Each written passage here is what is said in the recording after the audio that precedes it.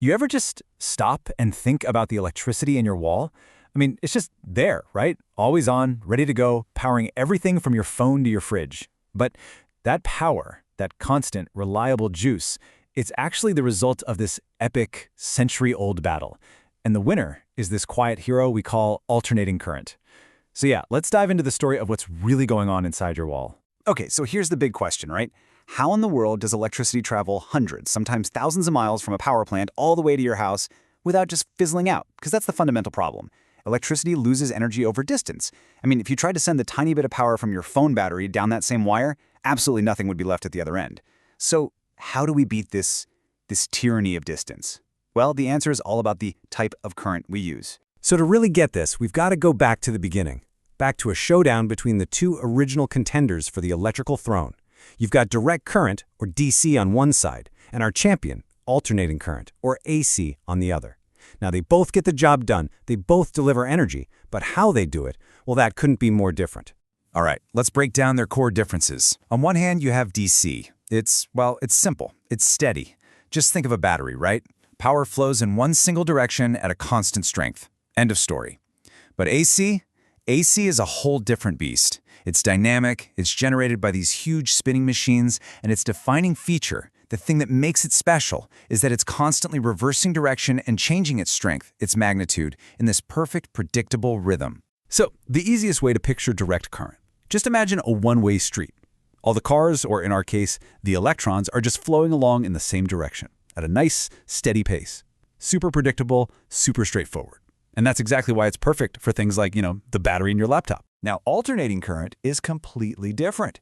It's more like a perfectly choreographed dance. You've got electrons moving forward, then backward, then forward again. In a lot of systems, they complete this whole back and forth shuffle 50 times every single second.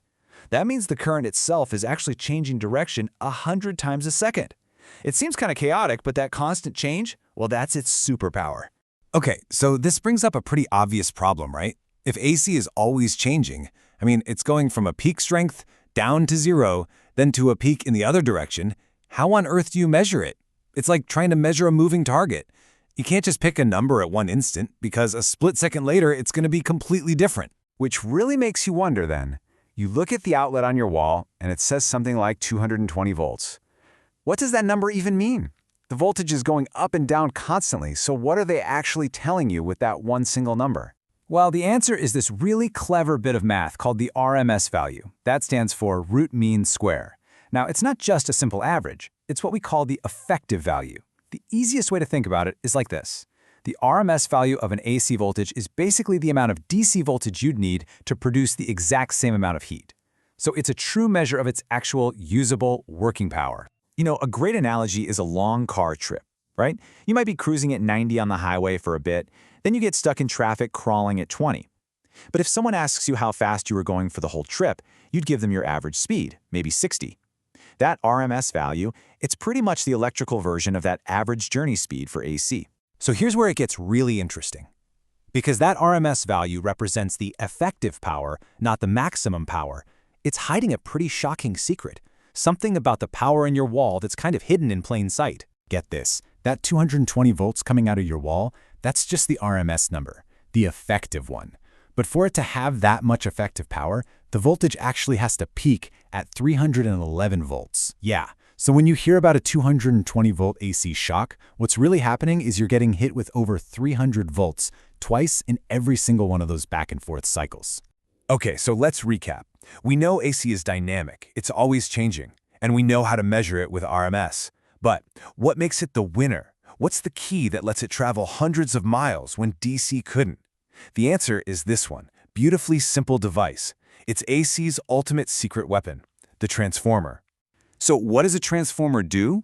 It can take an AC voltage and, with almost perfect efficiency, either step it up to a much higher voltage or step it down to a lower one.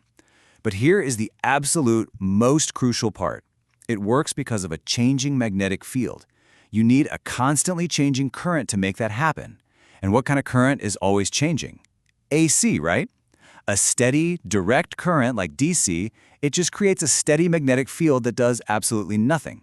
So the transformer works with AC, but it's completely utterly useless with DC. And that That was the fatal flaw for DC in the War of the Currents.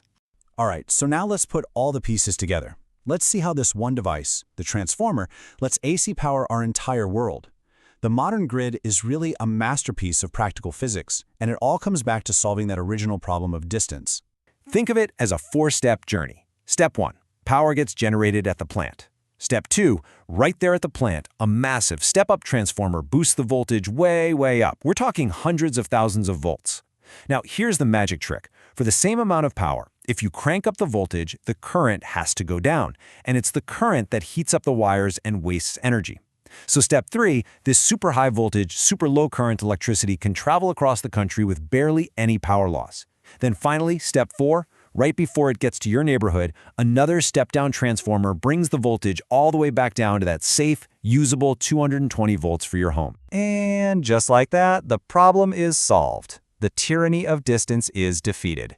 It's AC's ability to use transformers to change its voltage up and down that makes our entire global electrical grid possible. It's the whole reason you can plug in your phone and get power from a wind farm hundreds of miles away. It's kind of incredible. So really, the next time you just flip on a light switch, take a second to think about it. You're tapping into this vast, incredible, invisible system, a whole network built entirely on that simple, elegant dance of alternating current. So let's just quickly recap the big takeaways here. First, AC's ability to constantly change isn't a bug, it's a feature. It's its greatest strength. Second, that change is what lets it work with transformers. And third, using those transformers to send power at super high voltage is what makes our global grid even possible. Oh, and remember, that voltage number you see on your devices, that's the RMS value. It's effective working power. But I want to leave you with one last thought, a little bit of a twist. We built our entire modern world on AC, but the digital age, our phones, our laptops, our TVs, solar panels, electric cars, all of that stuff runs on DC. Every single one of those devices has a little box or a brick that has to take the AC from the wall and convert it back to DC. So as our world gets filled with more and more of this DC power technology, you have to wonder, are we maybe seeing the stage being set for a whole new war of the currents? Kind of makes you think, doesn't it?